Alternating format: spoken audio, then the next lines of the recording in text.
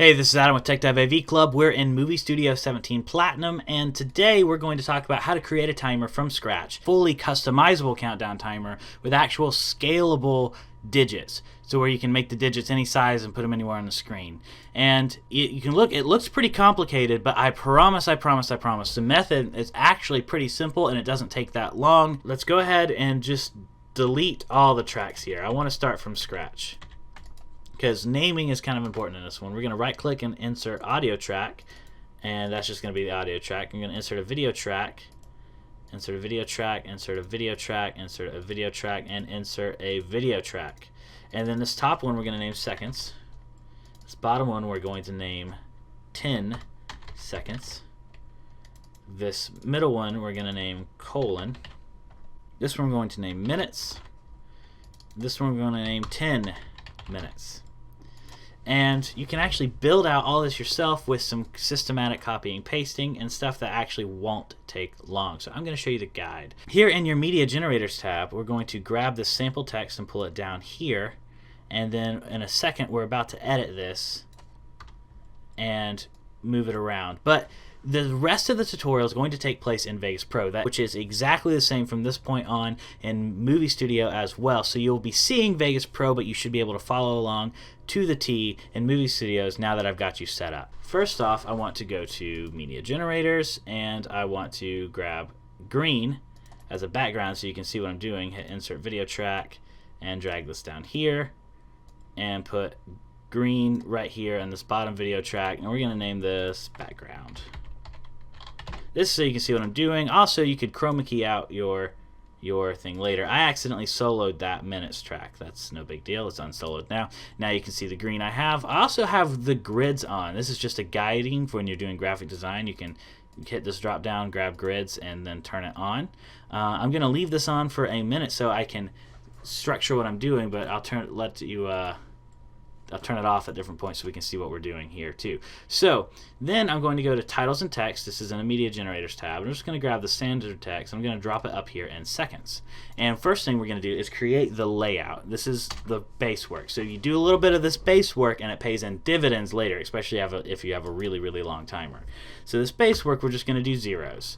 You can pick anything you want. So for the font, we're going to go with something pretty unique. So I want to show off the advantages of this version, which is having unique fonts and stuff. So let's go with something pretty crazy. Base 5, there we go. It's a very crazy looking font there, and I'm going to go ahead and drag this down to be, grab the clip right there, trim it down to be 1 second exactly on the timeline. So if you zoom in with the scroll wheel, you can see right here it is at the 1 second mark exactly. Not a frame more, not a frame less. That's 29 frames. That's 1 second, 1 frame. We want right there on 1 second. That is now a second of zero.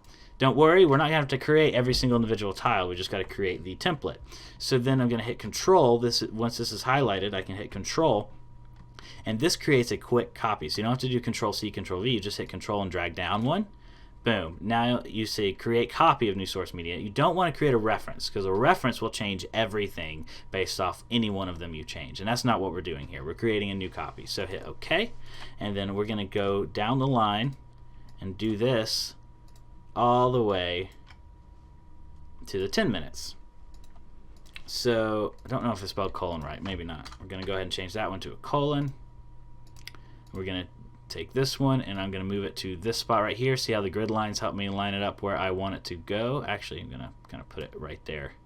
And then I'm going to grab this one. I'm going to tuck it right here. And then I'm going to grab this one and I'm going to tuck it right here. And then I'm going to grab this bottom one and I'm going to tuck it right here. You can see the grid lines show you very quickly where I messed up on that one. And then I'm going to grab the colon.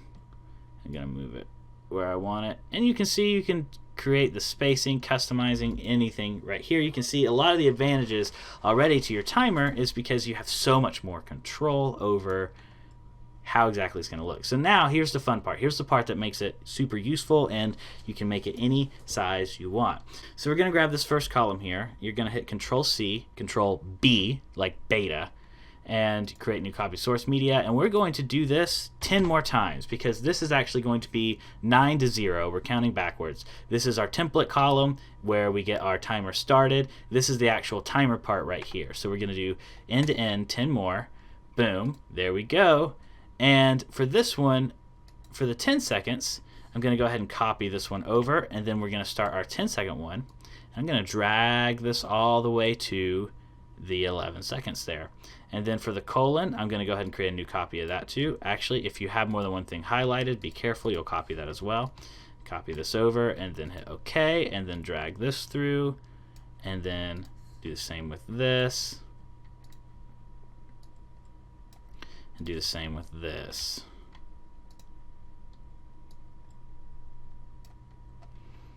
And then just go ahead and make sure that this has its template column as well.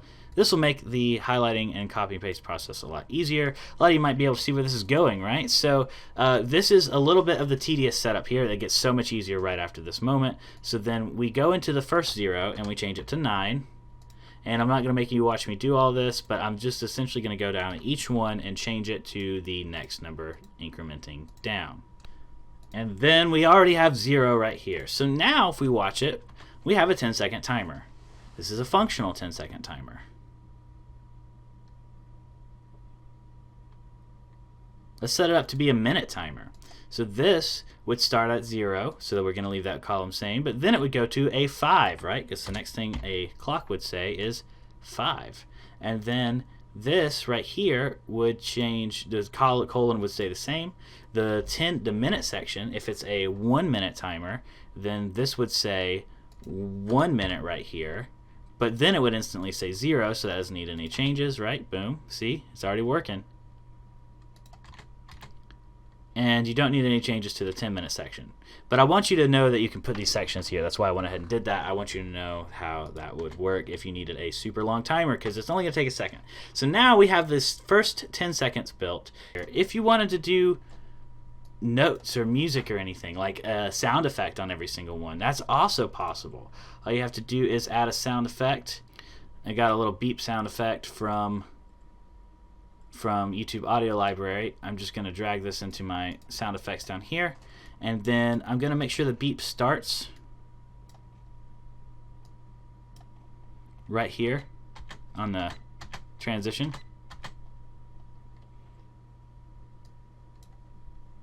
I'm going to go ahead and change this to a 1. Oh, I accidentally changed the first little minute sign.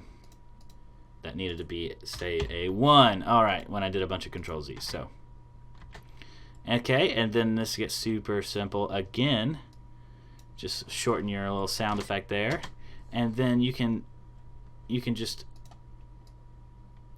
Control and then put it right there at the front. If you have the sound effect starting right where it needs to start, then you can just have it hit Control and then every second watch that, put it right there on the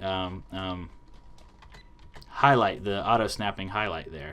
You can have that peter out more if you want, whatever you want to do with your sound effect there, but that is good enough for tutorial purposes. So we're going to highlight all of this, everything but the first column.